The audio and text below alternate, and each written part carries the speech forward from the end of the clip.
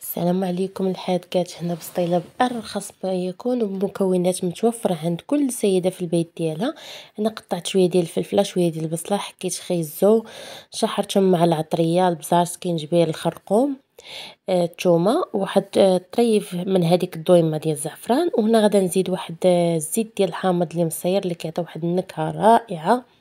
يعني بسطيله متوفره للجميع، يقدروا يديروها سهله وكتجي بنينه.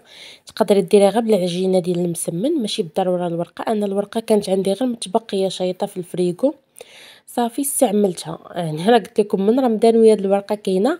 المهم ما عكزتش عليها، بقيت كنفكر شنو غندير للغدا. كاينه غير انا وبنتي كتحماق على هادشي ديال المورقات معمر.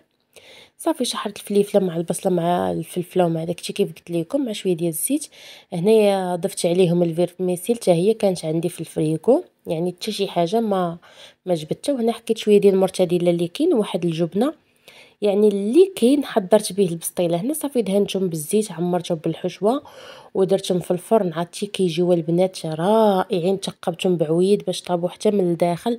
جات هذيك البسطيله ما يمكنش، عرفتي بنتي عجباتها، تغدات بها وتعشات بها.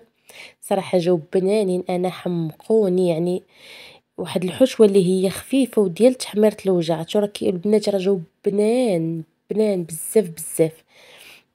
يعني بواحد الوصفه ساهله، بلا كفته، بلا لحم، بلا دجاج، بلا حتى شي حاجه، غير بالفيرميسيل والفلفله والبصله والعطريه اللي قلت لكم.